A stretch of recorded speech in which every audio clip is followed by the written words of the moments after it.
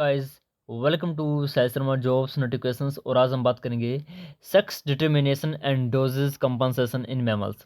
पहले मैं वीडियो बनाने जा रहा था नॉन मेंडेलियन इनहेरिटेंस पर, जिसमें बहुत सारे आपके टॉपिक आते हैं। को डोमिनेंस आता है, इनकम्प्लीट डोमिनेंस आता है, एपिस्टासिस आएगा, सप्लीमेंट्री कप्लीमेंट्री सभी जीन आएंगे। इसकी वीडियो में बनाना बाद में बताऊंगा, ठीक है, यानी कल से।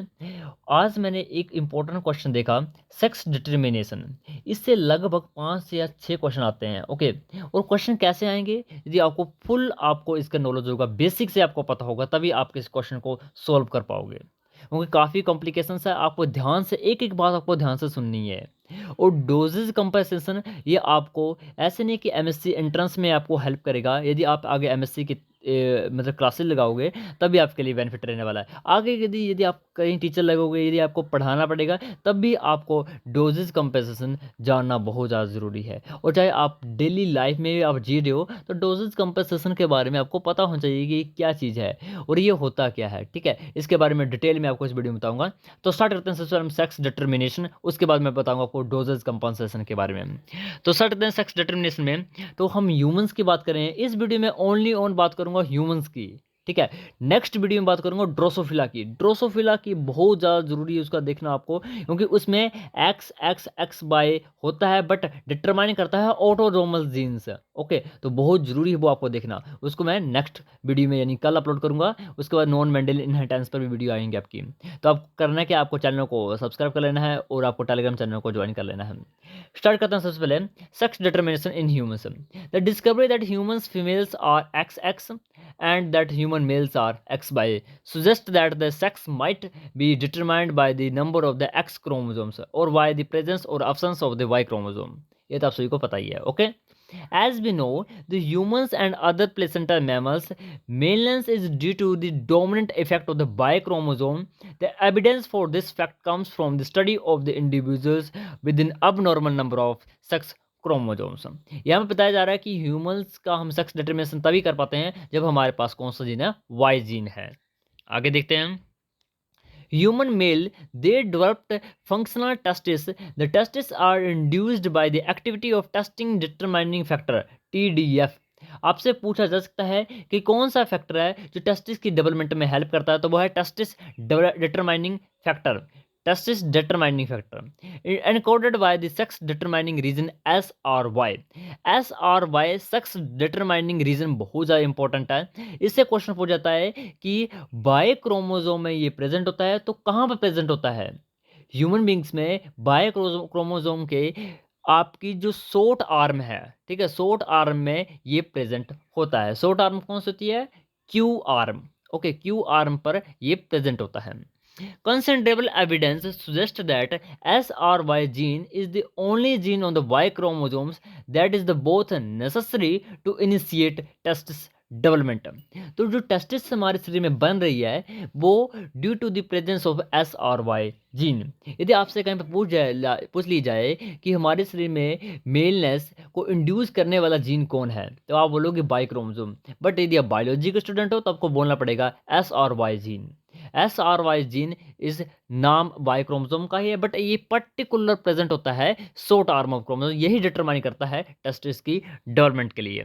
आगे मैं बात करूं तो SRY genes are expressed only into the somatic cells of the developing gonads and cause the cell to differentiate into Sertoli cells. Sertoli cell बनाने में यही काम कर रहा है। अब सर्टोली सेल का काम क्या है? द ऑटोसोमल जीन SOX9, ये SOX9 ये SRY का ही एक टाइप है, बट ये प्रेजेंट होता है ऑटोसोम में, okay. Is known as essential to form Sertoli cell, जो सर्टोली सेल से आपका बनाएगा। अब देखो सर्टोली सेल क्या कर रहा है। Sertoli cells produce the anti Mullerian hormones. अब मैं आपसे क्वेश्चन पूछ सकता हूँ कि मुलेरिन डक्ट कहाँ प्रेजेंट होती है, मेल में या फीमेल में? तो जो मुलेरिन डक्ट होती है वो आपकी फीमेल में प्रेजेंट होती है। आपको कैसे याद रखनी है? आपको याद रखना है एम, एम होता है मेल। तो मेल का जो अपोजिट है डब्ल्यू है, तो डब्ल्यू है वोल्फिन, डब्ल्यू। तो वो मेल में कौन सा था? वोल्फिन डक्ट होती है। और फीमेल में क्या होती है? मुलेरिन डक्ट होती है। तो जो सर्टोली सेल्स हैं वो एक हार्मोन रिलीज करता है, इसको हार्मोन बोलते हैं हम एंटी मुलेरिन हार्मोन। वो क्या कर रहा है, वो रिग्रेस कर रहा है मुलेरियन डक्ट की एक्टिवेशन को, वो मुलेरियन डक्ट बनाने में रुकावट पैदा कर रहा है, उसको प्रिवेंट कर रहा है कि मुलेरियन डक्ट ना बने। ओके, तो मुलेरियन डक्ट नहीं बनेगी तो कौन सी डक्ट बनेगी, बोल्फिन डक्ट बनेगी। बोल्फिन डक्ट प्रेजेंट होती है हमारे मेल के केस में। Sertoli cells also helps to induce other somatic cells in the development gonads to becomes Leydig cells. जो लीडिंग सेल्स होते हैं हम बोलते हैं इंटरस्टिशियल सेल्स, जो उनको बनाने का काम भी सर्टोली सेल्स का ही होता है। Which secrete the testosterone hormones, male sex hormone. तो आपसे क्वेश्चन पूछा जा सकता है which hormone is known as male sex hormone, तो कौन सा है, टेस्टोस्टेरोन। ब्रॉड नेम क्या है, एंड्रोजन। एंड्रोजन के टाइप आते हैं आपके, जिसमें एक बहुत इंपॉर्टेंट है testosterone. Okay, in the absence of S और Y express the cortex of undifferentiated gonads to develop into ovary. यदि एस और वाई जीन प्रेजेंट नहीं है तो हमारा जो कोटेक्स है वो बनाएगा ओवरी, जो फीमेल के केस में होता है। इसको मैं डायग्रामेटिक्स के हिसाब से आपको दिखाऊंगा आगे। जो sporting sales become follicle sales, इसमें जो स्पोर्टिंग सेल्स होते हैं वो फॉलिकल सेल बनाने लग पड़ेंगे इंस्टेड ऑफ सर्टोली सेल्स। और somatic cell become thecal cell, और थिकल सेल क्या रिलीज करते हैं, आप सभी को पता होगा।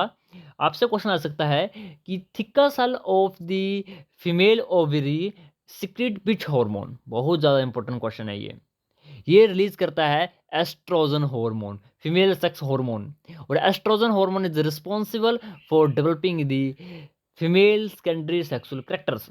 Okay, oestrogen enables the development of the Mullerian duct, और जो मुलेरियन डक्ट होगी उसको भी कौन बनाएगा, एस्ट्रोजन ही बनाएगा। ओके, इसको हम बोलते हैं डिफॉल्ट पाथवे।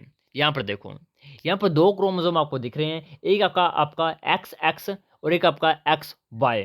यहाँ पर सबसे पहले आप एक्स एक्स में देखो, इन दी अब्सेंस ऑफ बाई क्रोमोसोम, यानी यहाँ पर बाई क्रोमोसोम प्रेजेंट नहीं है तो टी डी एफ भी प्रेजेंट नहीं होगा, क्योंकि टी डी एफ होता है टेस्टिक डिटरमाइनिंग फैक्टर, ये भी प्रेजेंट नहीं होगा क्योंकि बायोजीन प्रेजेंट नहीं है। अगर टी डी एफ प्रेजेंट नहीं है तो जो कोटेक्स होगा वो डिफ्रेंशिएट होगा किसमें, ओवरी में। ओवरी में डिफ्रेंशिएट हो गया तो इन द अब्सेंस ऑफ टेस्टोस्टेरोन, अब ओवरी बनेगी तो कौन सा बनेगा, एस्ट्रोजन बनेगा, और क्या आएगा, फीमेल सेक्सुअल कैरेक्टर। यहाँ पर देखो, यहाँ पर कौन सा है, एक्स क्रोमोसोम बाय क्रोमोसोम, यहाँ पर बाय क्रोमोसोम प्रेजेंट है, यानी S R Y protein present है। यदि S R Y gene present है तो ये रिलीज करेगा टी डी एफ फैक्टर, जो आपका टेस्टिस डिटरमाइनिंग फैक्टर है, जो प्रोड्यूस क्या करेगा, टेस्टिस। टेस्टिस में क्या होगा, अब टेस्टिक में के जो मेडुला है वो रिलीज करेगा आपका कौन सा हार्मोन, टेस्टोस्टेरोन, और टेस्टोस्टेरोन क्या बनाएगा, male secondary sexual character. Okay, आगे हम डिटरमाइनिंग करते हैं। तो यहाँ पर देखो X X X Y gametes बने, एक्स एक्स एक्स वाई। यहाँ पर देखो ये पुनीत स्क्वायर आपको आता है ना करने, कौन जो भी आपके गैमेट्स बने, देखो यहाँ पर 4 गैमेट्स बने तो दो गैमेट ऊपर लिख दो, 2 गैमेट नीचे लिख दो। एक्स को एक्स से मल्टीप्लाई करो, दूसरे को एक्स एक्स से, नीचे वाले एक्स से बाई से, और लास्ट वाले को एक्स से बाई से, तो 50% मेल आएंगे, 50% फीमेल आएंगे। अब हम देखते हैं sex determination in other animals. Other animals में यहाँ पर क्वेश्चन आते हैं एमसीक्यू क्वेश्चन में, एमएससी जूलॉजी एंट्रेंस में ये क्वेश्चन आएंगे। पहला question, X X and X type X O type of determination found on which animals, कौन से एनिमल्स हैं, कौन से ऐसे ऑर्गेनिज्म हैं वहाँ पर एक्स एक्स और X O type of determination पाई जाती है, तो वो होते हैं grasshopper. In the case of insects grasshopper इसका बेस्ट एग्जांपल है। यहाँ पर देखो फीमेल कैसी है, एक्स एक्स है, बट मेल कैसा है, एक्स ओ है। तो मेल क्या है, मेल में एक एक्स की कमी है या एक वाई की कमी है, ओनली सिंगल एक एक्स ही प्रेजेंट है। But in case of female, female है होमोगेमेटिक, मतलब इसके जो गैमेट है वो 2 ही सेम गैमेट आ रहे हैं, एक्स एक्स ही। इसकी रेशियो भी 50:50 होगी, क्योंकि दोनों एक हाफ मेल बनाएंगे और हाफ रेशियो में ही फीमेल बनेंगी। दूसरा आपका एक्स एक्स और एक्स बाय, इसमें यहाँ पर देखो होमोगेमेटिक क्या है, आपकी होमोगेमेटिक फीमेल है, और हिटेरोगेमेटिक क्या है, आपका मेल है, क्योंकि मेल के पास एक एक्स है और एक बाय है। तो यहाँ पर रेशियो तो वही आएगी, रेशियो सेम है, रेशियो में कोई अंतर नहीं है, बट यहाँ पर होमोगेमेटिक और हिटेरोगेमेटिक का सीन है, एक्स एक्स और X Y of type of determination found in human beings and Drosophila. Example आपको नीचे दिख रहे हैं। नेक्स्ट आपकी जेड जेड और जेड डब्ल्यू, जेड जेड और जेड डब्ल्यू, इसमें उल्टा केस आ गया। इसमें जो जेड जेड है वो आपका क्या है, क्या है आपका, वो आपका मेल है, हमारे केस में क्या होता है, हमारे केस में जो मेल होता है वो हेटेरोगेमेटिक होता है। मेल में एक्स एक होता है और वाई होता है, दोनों अलग अलग हैं, दोनों अलग अलग हैं तो हम हेटेरोगेमेटिक हैं। बट अगर हम दोनों एक एक सेम हो जाए तो हम हो जाएंगे होमोगेमेटिक है। तो in case of Z Z और Z W type of determination, जो मेल होगा वो हो जाएगा आपको होमोगेमेटिक यानी जेड जेड, और फीमेल क्या हो जाएगी जेड डब्ल्यू। इसमें आप गैमेट क्रॉस करवा लो, रेशियो सेम आएगी। बट इसका जो बेस्ट एग्जांपल वो है बर्ड्स, स्नेक्स, बटरफ्लाइज और सम फिशेज। उसके बाद देखो जेड जेड और जेड ओ। जेड जेड तो आपका यहाँ पर मेल है, ओके, होमोगेमेटिक है। बट यहाँ पर फीमेल में एक ही जेड प्रेजेंट है, यहाँ पर एक जीन प्रेजेंट absent है, ओके। और इसके क्रॉस तो रेशो भाई आएगी। इसका एग्जांपल है मोथ्स, जो मोथ होते हैं, मोथ इसका बेस्ट एग्जांपल है।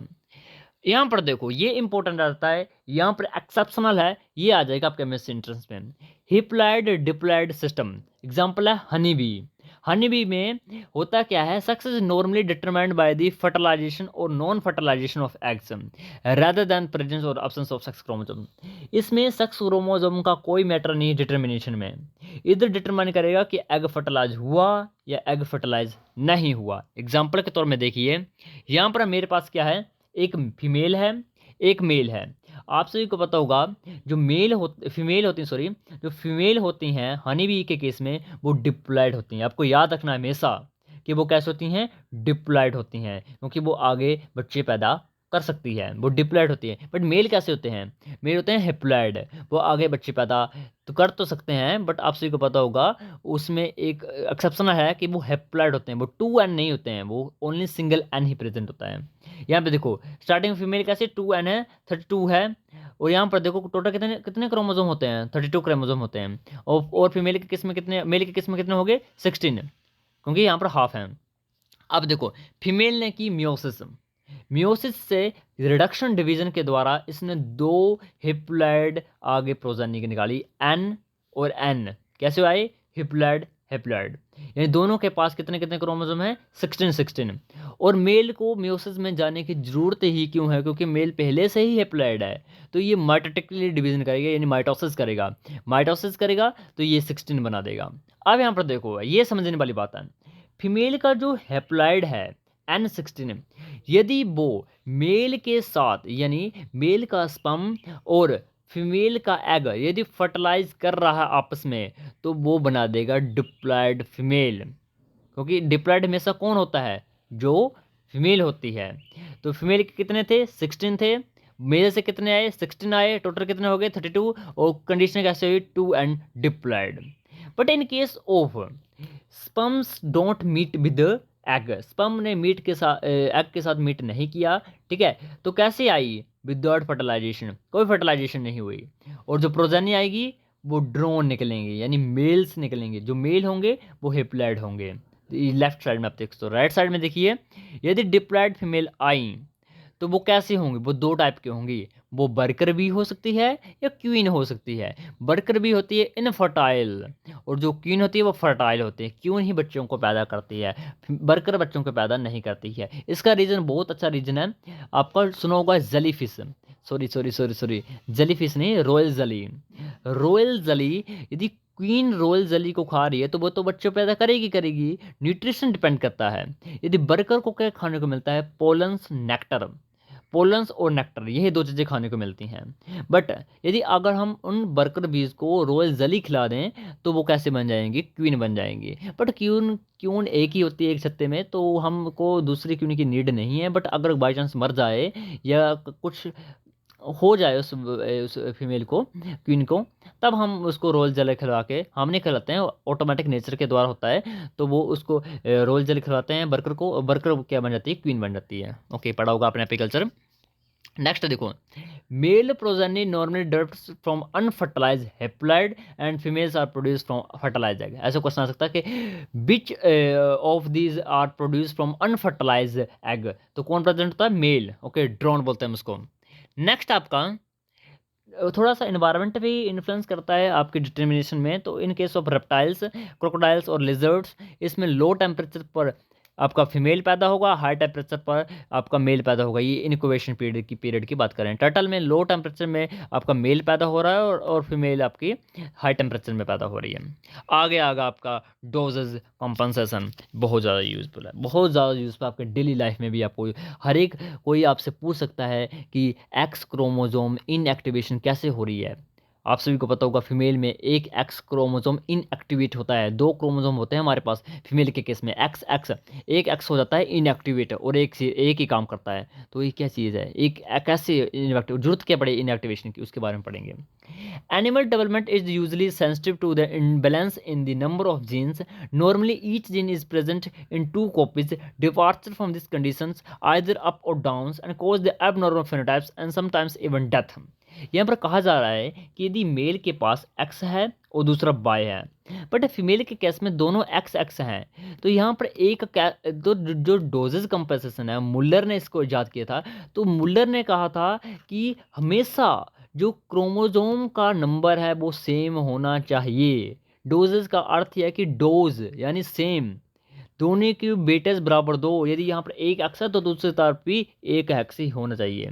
तो इसमें दो कंडीशन हम लगा सकते हैं। पहली कि each X linked gene could be work twice as hard in the female, यानी जो मेल में, देखो इसका एग्जांपल दी ना ड्रोसोफिला, ड्रोसोफिला में एग्जांपल देखो तो मैं आपको, यदि एक्स वाई और दूसरा है एक्स एक्स, अब जो मेल वाला एक्स है उसको, उसकी हम हाइपर कंसंट्रेशन कर देंगे, उसकी हम डबल अमाउंट में कर देंगे कि वो दोनों एक्स के बराबर एक एक्स ही काम करें।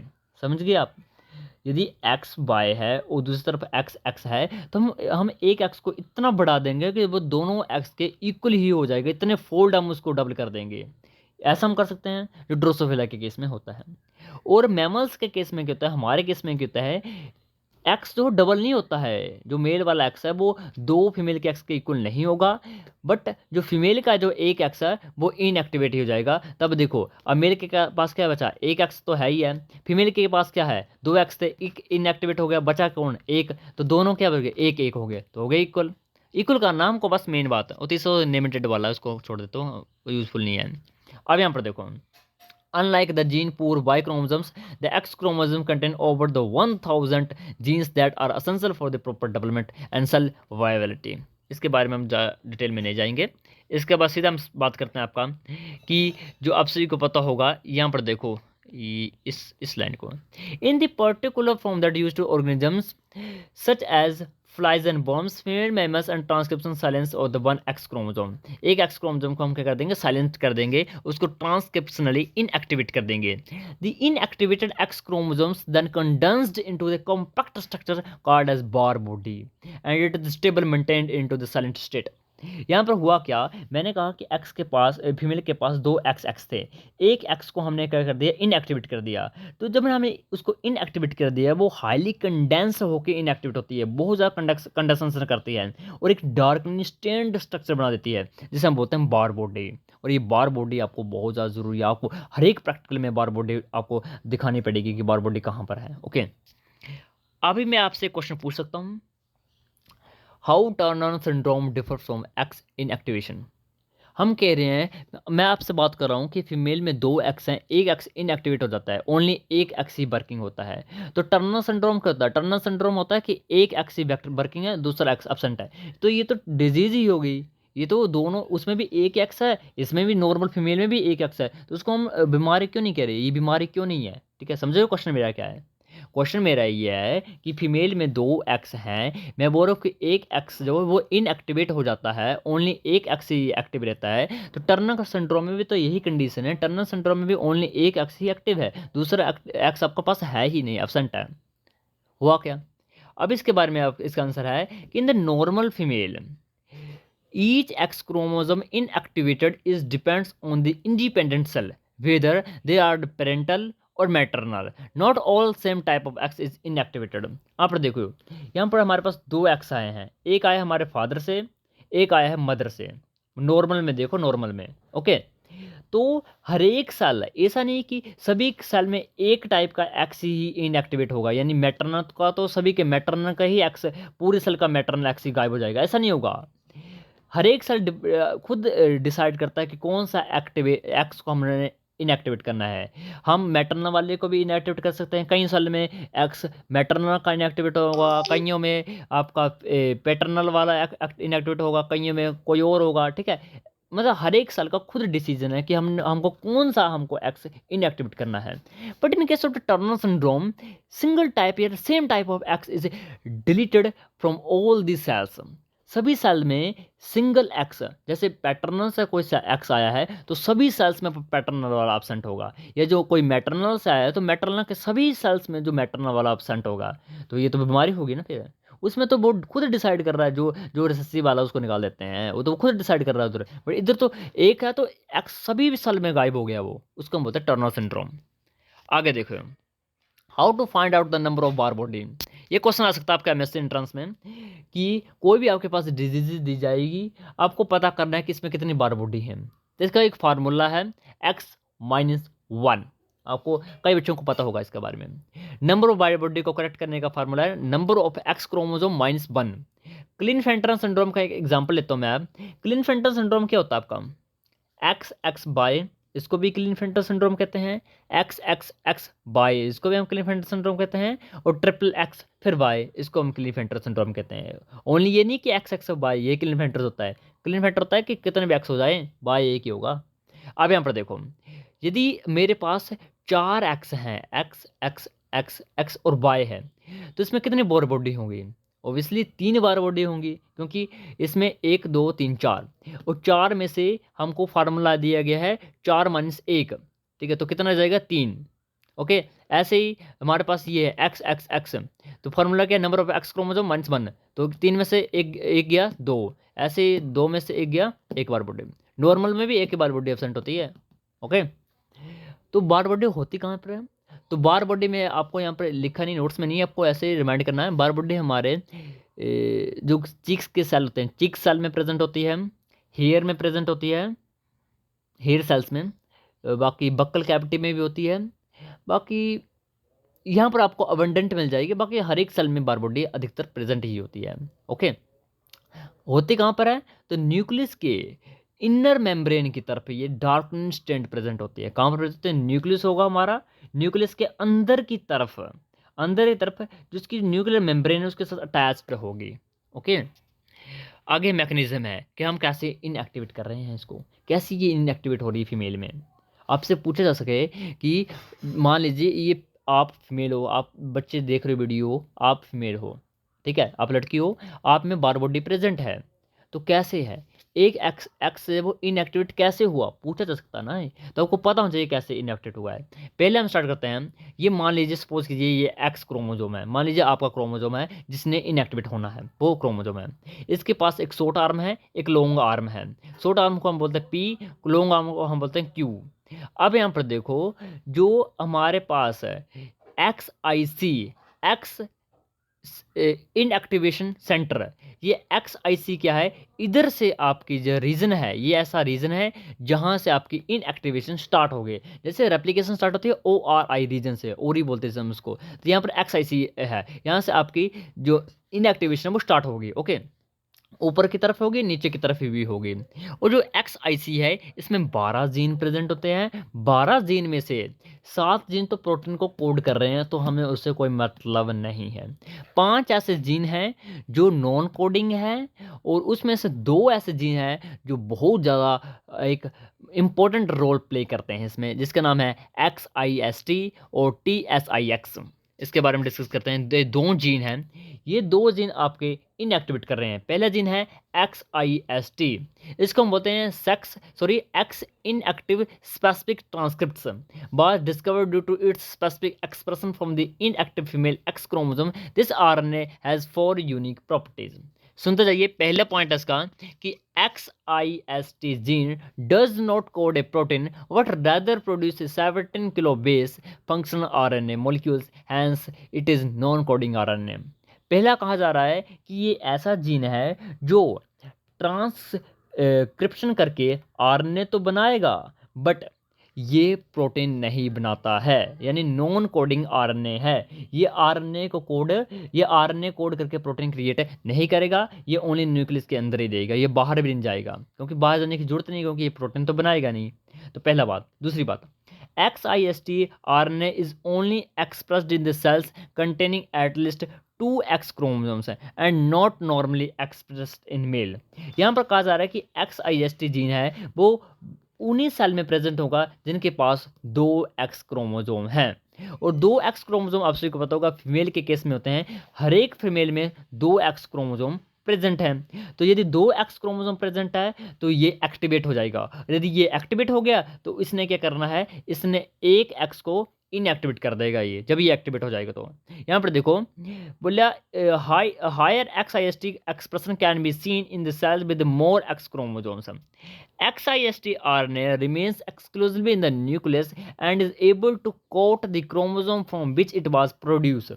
अब इसने इनएक्टिवेट कैसे किया, जैसे ही XIST ने RNA बनाया वो आरएनए क्या करेगा, वो अपने ही जीन अपने ही क्रोमोसोम से, जिस क्रोमोसोम ने XIST को बनाया उसी क्रोमोसोम का कर देगा, ये मास्क कर देगा, ढक देगा उसको, क्या कर देगा, उसको हेटेरोक्रोमेटाइज कर देगा, उसको डार्कनी स्टेन स्ट्रक्चर बना देगा, यानी बार बॉडी बना देगा ये। This XIST RNA is expressed in the case of female. Okay, तो ये तो हो गया भाई फीमेल का केस। अब इसका अपोजिट में तो होगा, जो मेल का केस है उसमें यदि XIST हो गया तो पहले से ही एक ही X है, यदि फिर से X आपका XIST काम कर गया, एक्टिवेट हो गया, तो वो तो नष्ट कर देगा ना मेल को। मेल में तो पहले से एक है, वो तो हमको चाहिए ना। XIST हम नहीं चाह रहे हैं कि मेल के केस में एक्टिव हो, हम चाहते हैं कि मेल के केस में XIST भाई बंद हो जाए, वो इनएक्टिवेट हो जाए, क्योंकि वो इनएक्टिवेट हो जाएगा तो हमारा जो क्रोमोसोम है वो बचा रहेगा, वो इनएक्टिवेट नहीं होगा। तो यहाँ पर एक और आपका जीन है TSIX, मैंने बताया स्टार्टिंग में, ये एंटागोनिस्टिक है। एंटागोनिस्टिक मतलब ये अपोजिट कार्य करता है XIST से। The TSIX is term antisense refer to that TSIX is complementary to the XIST, इसके अपोजिट काम कर रहा है। The inverse relationship between TSIX and XIST expression है, यहाँ पर पढ़िए आप। When TSIX transcription is reduced on one X, XIST expression increased and leads to inactivation of that same X chromosomes occurring in the female। Female के case में क्या हुआ, female के केस में जो जो TSIXT था वो कम था, इसी कारण क्या हो गया, XIST ने अपना काम कर दिया, उसने मास्क कर दिया उस क्रोमोसोम को और उस क्रोमोसोम को इनएक्टिवेट कर दिया। But in case of male, हमारे केस में क्या होता है, जो TSIX होता है वो प्रिवेंट कर देता है कि XIST जो है वो एक्सप्रेशन ही ना कर पाए। यदि XIST आपका एक्सप्रेशन नहीं कर पाएगा तो वो ब्लॉक कर देगा एक्टिविटी ऑफ, ये हम बोल सकते हैं ब्लॉक कर देगा वो इनएक्टिवेशन प्रोसेस को। और यदि आपकी इनएक्टिवेशन प्रोसेस ब्लॉक होगी तो हमारा जो है वो मेल पैदा होगा। ओके, और लायन हाइपोथेसिस क्या कहता है, लायन हाइपोथेसिस कहता है कि हमारा जो इनएक्टिवेशन है वो रैंडम हो रही है, यानी कि पूरे हमारे एम्ब्रियो में रैंडम पिकअप कर रहा है कि कौन सा हमारे एक्स क्रोमोसोम को हमने इनएक्टिवेट करना है, वो रैंडमली है। Okay, both X chromosomes are functional in early female, जो अर्ली फीमेल एम्ब्रियो है उसमें दोनों एक्स क्रोमोसोम वो एक्टिवेट होते हैं। बट जैसे जैसे आपकी साइटो डिफरेंशिएशन होती है, सेल बनना स्टार्ट हो जाते हैं हमारे एम्ब्रियो के केस में, तब एक एक्स वो इनएक्टिवेट हो जाता है। वो इनएक्टिवेट कैसे होता है मैंने आपको समझा दिया है XIST जीन के द्वारा। ओके, और जो फीमेल होती है वो फंक्शनल मोजाइक भी हम कहते हैं, क्योंकि इसमें एक एक्स इनएक्टिव है। मार्सुपिन के केस में पैटर्नल एक्स इनएक्टिवेट होता है, नॉट मैटरनल। और यहाँ पर देखो ये है dosage compensation, X Y is equal to X X, एक एक्स हो गया इनएक्टिवेट, अब क्या बचा है X is equal to X, हो गया डोजेज कॉम्पनसेशन, हो गया equal, that's over. So like share and subscribe the channel for more updates. Thank you.